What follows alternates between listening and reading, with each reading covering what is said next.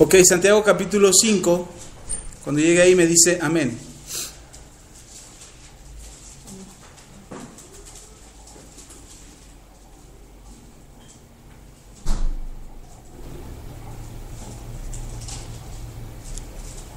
¿Ya está ahí? Recuerde, Santiago es el apóstol que dice: gozaos cuando os halléis en diversas pruebas.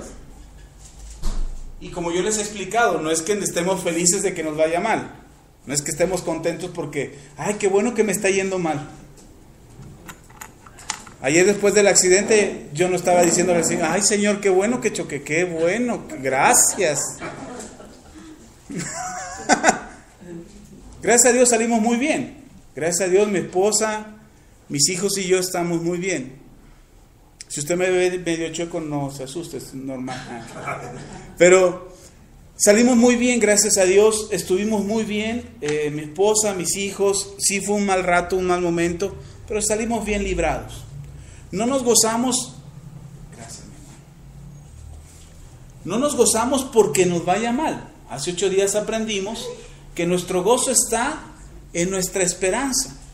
Es decir, si la situación por la que estoy pasando es difícil, si la situación que estoy viviendo es complicada, yo no me estoy gozando porque está mal la situación. Yo no estoy, ay, qué bueno que no tengo dinero, ay, qué feliz soy. Al cabo el dinero es del diablo. No. Y entre menos dinero tenga, más santo soy. No es cierto eso. Pero nos gozamos no porque nos está yendo mal. No nos gozamos en las circunstancias o en la dificultad que estamos pasando. Aprendimos hace 8 días que nos gozamos en nuestra esperanza. Es decir, que pronto se terminará, que esto se resolverá, que la situación por la que estoy pasando, la dificultad con la que me estoy enfrentando terminará y saldré bien librado, saldré victorioso de lo que estoy viviendo. Ese es mi gozo. Quiere decir que no me estoy gozando porque me está yendo mal ahora. Me estoy gozando o estoy feliz o la alegría que yo tengo en mi vida está porque lo que viene delante de mí, lo que está por sucederme próximamente, será mucho mejor y estaré en una mejor situación de la que estoy ahora. Quien tuvo oportunidad de conocer la casa que teníamos, donde estábamos rentando antes de tener la casa que ahora tenemos, quien tuvo la oportunidad de conocer esa casa, es una casa que la verdad a nosotros cuando llegamos ahí llegamos por poco tiempo. Dijimos, bueno, pues es que no hay otra, buscamos por la zona, no encontrábamos dónde y encontramos ese. Dijimos, bueno, aquí nos vamos a quedar por poquito tiempo. Decíamos que íbamos a estar ahí a lo mucho 6 meses, incluso con la señora con la que hablamos, la que nos rentó. Dijimos, no, vamos a estar solamente poco tiempo, unos 6 meses nada más. Cuando terminaron los 6 meses la señora dijo, bueno, ¿qué pasó? ¿Se van o no se van?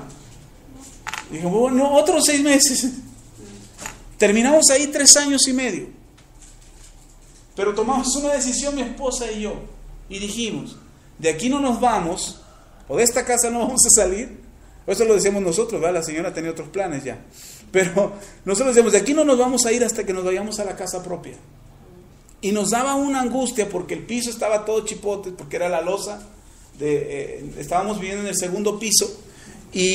Y la losa, así como colaron, así la dejaron. No echaron firme, ni echaron piso, ni aplanaron, nada. Era la losa en bruto, estaba toda chipotuda. Entonces poníamos la mesa y la mesa ya estaba dispareja. Ya tenía un ángulo de inclinación la mesa por lo mismo de los chipotes, los sillones, el mueble de la televisión. Todo estaba desnivelado. Yo tenía que meter maderas para poder nivelar más o menos para que no se enchecaran tanto los muebles. Pero ahí estuvimos. La casa no la podíamos barrer con tranquilidad. Cuando hacíamos el aseo, barríamos, pasábamos la escoba, pasábamos el trapeador y nos dábamos cuenta que en los hoyos que había en el piso, pues ahí se había quedado los montones de tierra, ahí se había hecho lodo porque no se podía barrer bien. Y entonces era algo complicado para nosotros. Mis hijos no estaban a gusto porque todo el tiempo los teníamos encerrados. Cuando bajaban al patio a jugar, eran problemas con la dueña de la casa.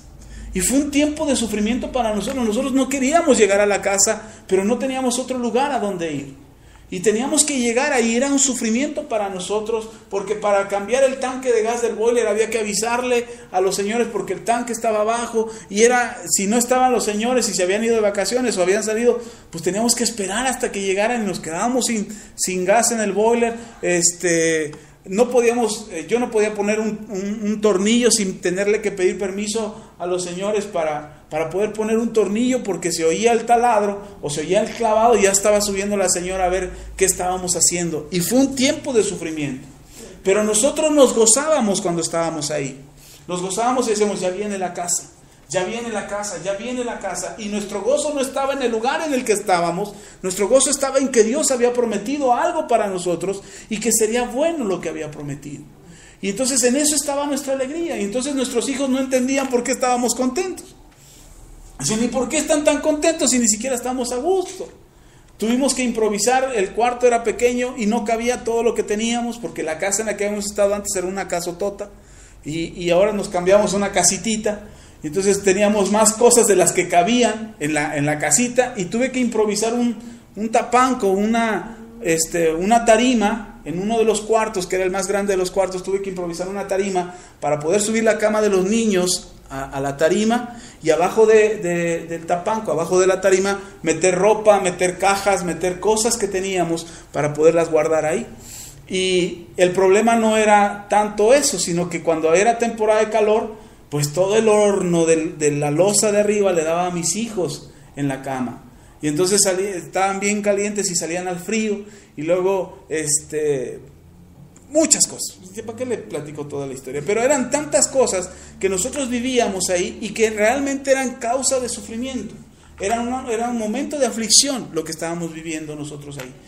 Pero, y luego el perrote que a las 11 de la noche ya sacaban al perro al patio y nosotros no podíamos entrar. Si andábamos en la iglesia o haciendo alguna actividad, nos íbamos a algún congreso, no podíamos entrar. Y había que tocar y la señora salía con cara de que, pues, ¿por qué hasta esta hora? Porque ya saqué al perro y había que meter el carro y había que agarrar al perro, hasta que me hice amigo del perro. Y ya lo amarraba yo. La señora se molestó porque ¿cómo? Si era perro, el perro era bravo, pues ¿cómo era que me respetaba, ¿no? ¿Cómo era que me toleraba? Pues es que no soy yo, es el que vive en mí, por eso se somete el perro. Y el perro yo ya lo agarraba, yo ya salía, entraba y era un Rottweiler. Yo le decía a mi esposa, parece el perro de la película de la profecía, así con ojos rojos, y se te quedaba mirando, este es el diablo. Y luego peor, se llamaba Stavros, o se llama Stavros el perro. No, este no tiene nombre de demonio. Pero todo ese sufrimiento que nosotros pasamos, lo soportamos, lo aprendimos a sufrir en nuestra esperanza, en lo que producía esperanza, que pronto tendríamos una casa propia, una casa donde si yo ponía un clavo ponía 10 o los 20 que yo quisiera, que si clavaba o si ponía algo nadie me iba a molestar, que podíamos movernos con libertad, entrar y salir a la hora que quisiéramos. Ese era nuestro gozo, era nuestra esperanza. Y entonces hoy podemos decir que estamos en un lugar en el que Dios nos ha bendecido, que es nuestro, que es propio, que estamos a gusto, que estamos bien, que nos sentimos contentos por lo que Dios nos ha dado, que tiene el espacio suficiente para poder estar ahí, que nos da posibilidades todavía de construir más. Ese es algo de lo que estábamos esperando. Mis hijos ahora entienden por qué estábamos contentos nosotros. No era por lo que estábamos viviendo, era por lo que venía, era por lo que estaba delante. Y cosas como esas, le estoy poniendo en algo material, en algo visible, pero había cosas invisibles, cosas espirituales en las que nos gozábamos, en las que nosotros sabíamos que Dios nos estaba respaldando y que Dios iba con nosotros. Bien, leamos ahí en Santiago. Entonces, ¿en qué nos gozamos? En nuestra esperanza, en lo que viene delante, no en el sufrimiento mismo, pero sí en lo que viene delante. Y dice el apóstol Santiago, en el capítulo 5, versículo 7, dice: por tanto, hermanos, tened paciencia hasta la venida del Señor. Mirad cómo el labrador espera el precioso fruto de la tierra, aguardando con paciencia hasta que reciba la lluvia temprana y la tardía. Tened también vosotros paciencia y afirmad vuestros corazones, porque la venida del Señor se acerca. Hermanos, no os quejéis unos contra otros, para que no seáis condenados. He aquí el juez está delante de la puerta. El versículo 10 dice: hermanos míos, tomad como ejemplo de aflicción y de paciencia a los profetas que hablaron en nombre del Señor. he aquí tenemos por bienaventurados a los que sufren. ¿Tenemos bienaventurados a quién? A los que sufren. Habéis oído de la paciencia de Job y habéis visto el fin del Señor, que el Señor es muy misericordioso y compasivo. Pero sobre todo, hermanos míos, no juréis ni por el cielo, ni por la tierra, ni por ningún otro juramento, sino que vuestro sí sea sí y vuestro no sea no, para que no caigas en condenación. Y luego vienen algunas indicaciones que ahorita vamos a leer. Hasta ahí ahorita vamos a hacer una pausa en la lectura. El apóstol Santiago explica que el sufrimiento que a veces pasamos no es permanente. Él dice, tienes que sufrir. Tiene que haber un momento de sufrimiento. Tiene que haber un momento de dolor. Un momento en que no te puedes explicar por qué te está pasando lo que te está pasando. Y tú quisieras encontrar una respuesta y saber, ¿pero por qué me está pasando esto? Yo les he explicado en muchas ocasiones que yo he dejado de preguntar ¿por qué me pasa esto? Sino yo he preguntado, Señor, ¿qué quieres que aprenda de esto? ¿Qué lección es para mí? ¿Qué lección tengo que aprender de esta situación? Ayúdame a salir pronto de ella. Ayúdame a aprender pronto la lección para poder salir pronto de esta situación. Y es lo que ha hecho una diferencia en nosotros. El apóstol Santiago dice en el versículo 7, hermanos, tened paciencia. ¿Hasta cuándo? ¿Cuándo escribió estas líneas el apóstol Pablo? El apóstol Pablo escribió estas líneas hace casi ya 2000 años.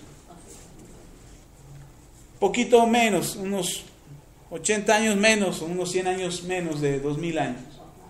El apóstol Pablo escribe, Santiago, estoy diciendo Pablo, pero es Santiago.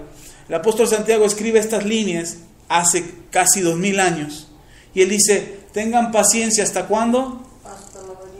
Imagínense al hermano que leyó esta carta por primera vez. Lo dejé estorbando. Bueno, pero el apóstol Santiago, cuando escribe estas líneas, imagínense al hermano cuando lo lea, el primer hermano que leyó esta carta, hace casi 2000 años, y que el apóstol Santiago le dice, tengan paciencia hasta la venida del Señor. El Señor dijo que vendría pronto. Entonces imagínense al hermano diciendo, bueno, voy a tener paciencia en medio de esta situación hasta que el Señor venga. Cuando el Señor venga, ya, problema resuelto, la aflicción se acaba. Resulta que el hermano se muere y el Señor no había llegado todavía. ¿Hasta cuándo tuvo que ser paciente? Hasta su muerte. ¿Hasta cuándo tienes que ser paciente tú, mi hermano? Hasta que el Señor venga. Si el Señor viene antes, gloria a Dios. Pero si nos vamos antes nosotros, entregamos el equipo antes, ¿hasta cuándo tenemos que ser pacientes? Hasta que muramos. La paciencia, ¿cuándo tiene que ser? Todo el tiempo. Todo el tiempo. ¿Por qué paciencia? ¿Qué es lo que hace la paciencia en nosotros? Santiago lo dice, el mismo Santiago lo dice en el capítulo 1. La paciencia tenga su obra completa para que sean ustedes perfectos y cabales sin que les falte cosa alguna. Entonces, ¿qué es lo que produce la paciencia? Perfección en nosotros. Para que no nos haga falta nada. Para que estemos completos. Para que seamos bendecidos. ¿Sí me explico? Tenemos que estar completos, tenemos que ser bendecidos, tenemos que estar limpios. Entonces, no hay forma en nosotros, en nuestra vida, no hay manera en nuestra vida en que podamos perder la paciencia, que tengamos que angustiarnos por no saber qué viene. Y después ahí en ese mismo versículo el apóstol Santiago dice, miren, aprendan, vean, cómo el labrador espera el precioso fruto de la tierra, aguardando con paciencia hasta que reciba la lluvia temprana y la tardía. ¿Qué es lo que hace el labrador? ¿Por qué compara Santiago con el labrador? Porque el labrador no se queda mirando el bulto de semilla, esperando que la semilla corra solita y escarbe en la tierra y se mete en la tierra y ahí espere a que la lluvia llegue. ¿Qué hace el labrador? El labrador actúa confiando, creyendo que la lluvia vendrá. Entonces, hermano, ¿cómo tenemos que aprender a tener paciencia? ¿Cómo tenemos que sufrir lo que estamos viviendo? ¿Cómo tenemos que superar lo que estamos viviendo? haciendo, activos, no esperando que las cosas cambien por sí solas, no esperando que las cosas se transformen por sí solas. Tenemos que actuar diferente, tenemos que comportarnos diferente, confiando que lo que estás haciendo producirá vida en ti, traerá su fruto, cosecharás de la abundancia de lo que sembraste, sabiendo que tú haces tu parte. ¿Qué haces tú? Sembrar. Porque si tú haces tu parte, que es sembrar, Dios hace su parte, que es enviar la lluvia. En vano sería que tú sembraras si no llegara la lluvia. Tú no saldrías de la situación en la que te encuentras solamente esperando que Dios mande la lluvia.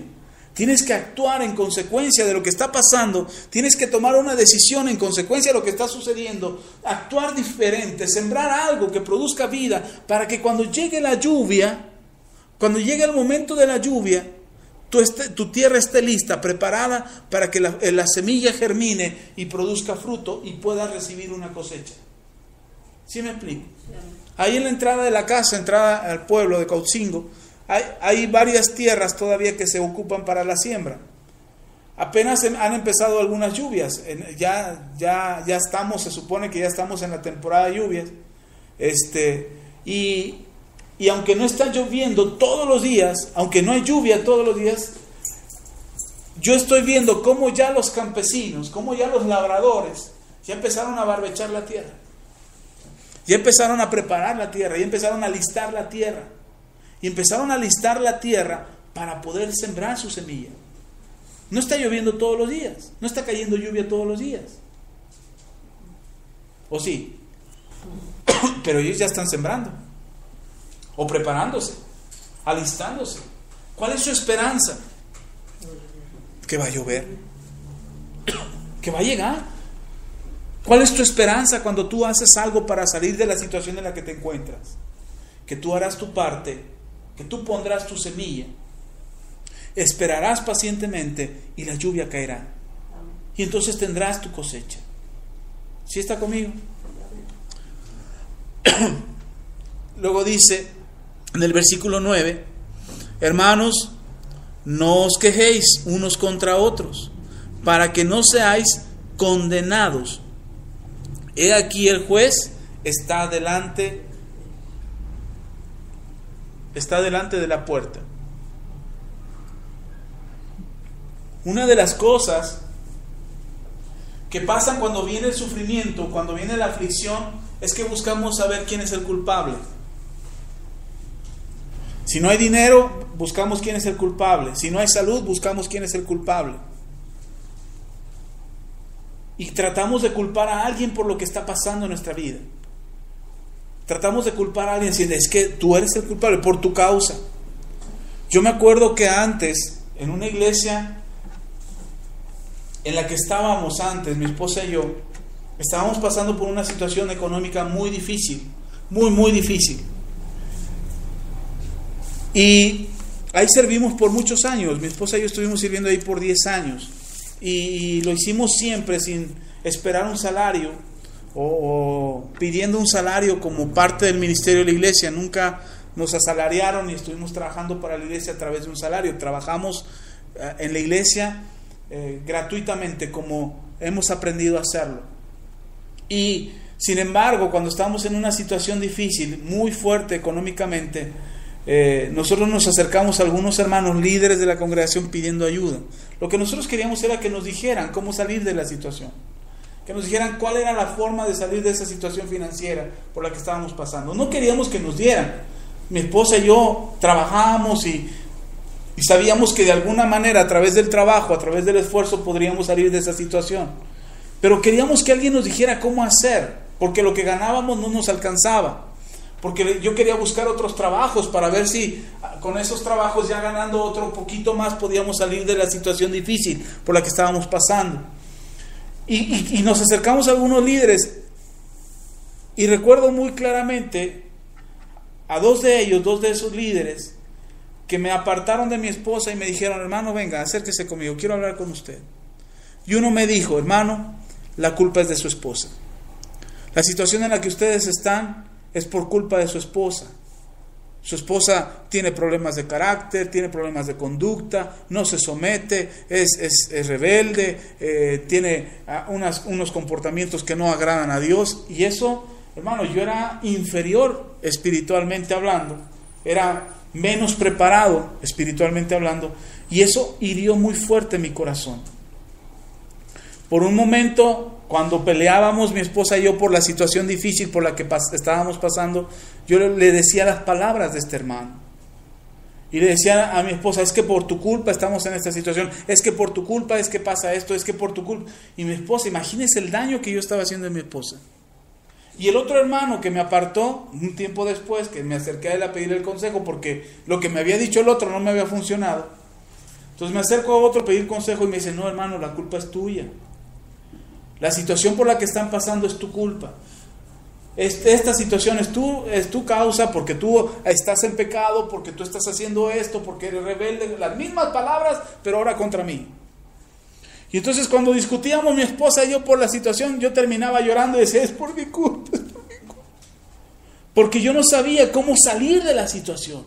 En ninguno de los dos casos me dijeron qué hacer. Y entonces aquí el apóstol Santiago dice, para empezar, no tienes que condenarte. No tienes que condenarte, ni tú te condenes a ti mismo, ni condenes al otro. Hay un juez que está a la puerta y que va a hacer juicio, y que a cada uno juzgará según sus obras. Y que cada uno juzgará según sus actos y sus decisiones. Pero no tienen que condenarse entre ustedes, no tienen que acusarse entre ustedes, no tienen que quejarse entre ustedes, porque al final tendrán que entregar cuentas el uno y el otro. Algo que nos ayuda a salir del sufrimiento no es dividir el equipo, es hacer fuerte el equipo. Para salir de una situación difícil, no tenemos que pelearnos entre ustedes, pelearnos entre nosotros, como familia, como grupo, como equipo, pelearnos entre nosotros para ver quién es el culpable. Eso no va a resolver nada. Al contrario, nos va a hacer más débiles. Tenemos que hacernos fuertes, tenemos que ayudarnos, tenemos que motivarnos y hacer más fuerte el equipo, no quejándonos, sino haciéndonos más fuertes, no buscando el culpable, sino buscando las soluciones. Si identificamos quién es el culpable, si reconocemos que por causa de alguien se está en esa situación, lo mejor es arrepentirse. Yo me di cuenta que la situación económica en la que estábamos mi esposa y yo habían sido malas decisiones mías. Pero entonces dejé de quejarme y dejé de llorar diciendo, sí, es por mi culpa, es por mi culpa. Dejé de hacer eso y lo que hice fue llorar una sola vez, pedirle perdón a Dios por la mala administración financiera que yo había hecho y decirle, Señor, restaura mis finanzas. Y problema resuelto. No busqué más culpables. Las situaciones se fueron aclarando, tomamos mejores decisiones, hicimos mi equipo, mi esposa y yo, y peleamos en contra de la situación por la que estábamos pasando. Una situación difícil te va a hacer pelear con los que están cerca de ti. Un momento de sufrimiento, un momento de aflicción, te va a hacer pelear con los que están cerca de ti. Eso no te ayuda, eso no te resuelve nada. No te hace salir más rápido del problema. Puedes sentir alivio momentáneo. Puedes sentir un alivio momentáneo, pero no es un alivio permanente. Porque acusar a alguien, ¿se acuerda de Adán y de Eva? Cuando Dios los confronta, Adán, ¿qué hiciste? ¿Comiste del fruto? Y Adán dice, no fui yo. La mujer que tú me diste, tú te equivocaste, Señor. Tan a gusto que estaba yo aquí solito platicando con el león y el cordero, y tú me trajiste a la mujer. Y ella fue la del problema. Cuando confronta a la mujer, la serpiente resolvió su problema. ¿Fueron perdonados en ese momento y restaurados por Dios? No, fueron echados fuera del paraíso. Cuando nosotros buscamos un culpable y culpamos a alguien por lo que está pasando y culpamos a alguien por lo que está sucediendo en nuestras vidas, no resolvemos el problema, lo empeoramos. Tenemos que hacer equipo. Tenemos que buscar la forma de hacer equipo. Si alguien está más débil, mire, la Biblia dice que hay unos que crecen más fuertes y unos que son más fuertes espiritualmente que otros. La Biblia lo explica, la Biblia enseña eso. El Señor Jesús habla de que no puede, ¿qué va a pasar cuando ande uno solo? Dice el Señor. Nadie le va a levantar. Pero si andan dos juntos, cuando uno caiga, el otro le levantará. ¿De qué habla? De que uno está más fuerte que el otro. Y si en la casa, si en la familia, si en la situación que estamos viviendo, en un equipo de trabajo, dentro de la misma iglesia, si hay una situación difícil, los que son más fuertes espiritualmente, ¿qué tienen que hacer? Levantar a los que están cayendo. Y levantarlos y hacerlos más fuertes también, para seguir, para avanzar, para continuar. Si buscamos culpables, estamos dividiendo nuestras fuerzas. El Señor Jesús dijo, una casa no puede estar dividida contra sí misma y prosperar. Hermano, usted no va a salir de la situación por la que está pasando culpando a todos los demás y haciendo, en lugar de unir fuerzas, dividiendo la casa, dividiendo la familia. Tenemos que unir fuerzas, tenemos que hacernos fuertes los unos a los otros para poder salir vencedores. ¿Amén? Ok, bien. Y por último, terminamos con esto.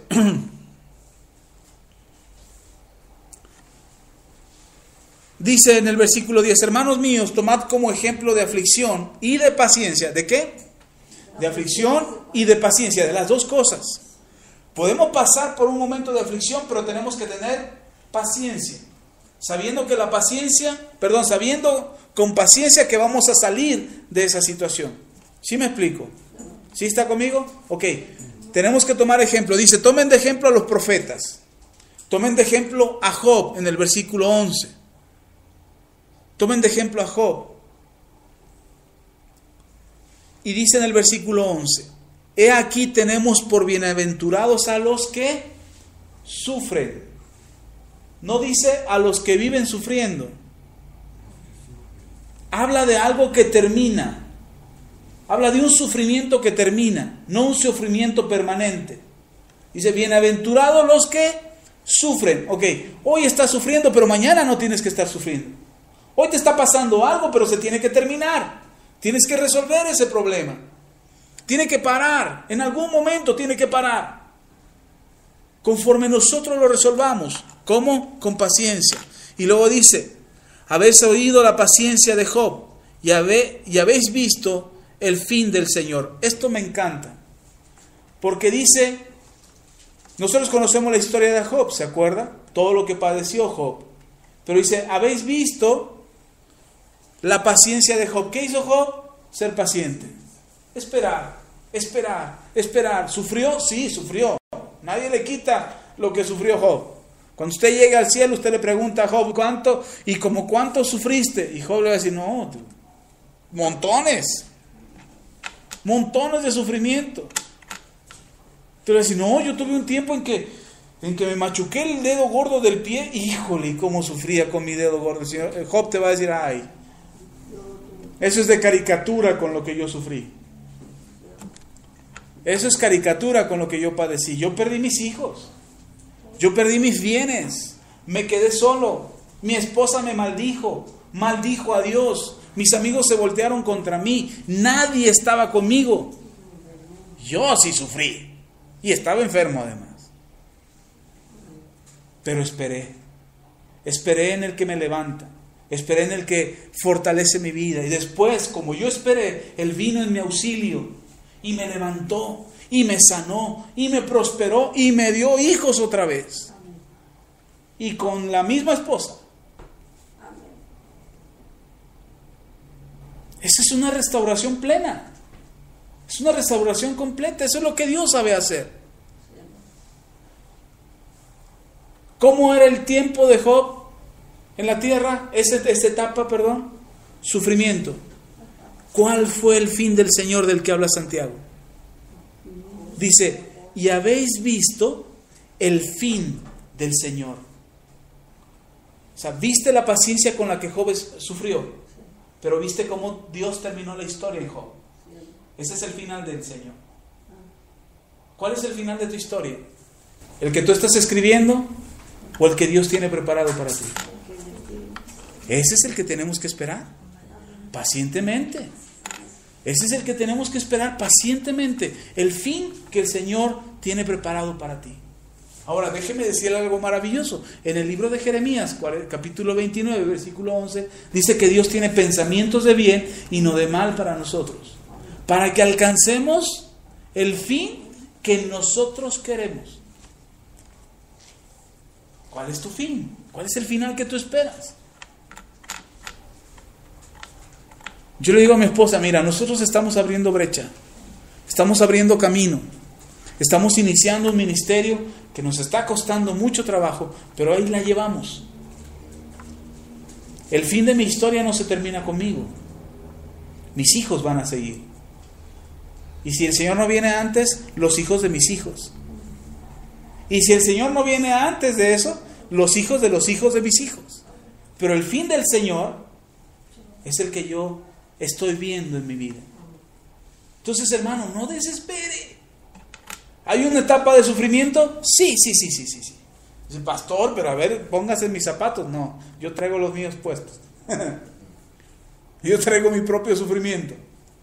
Pero eso no quiere decir que yo voy a vivir en ese estado de sufrimiento toda mi vida. ¿Sí está conmigo? Amén. Bien, terminamos con esto.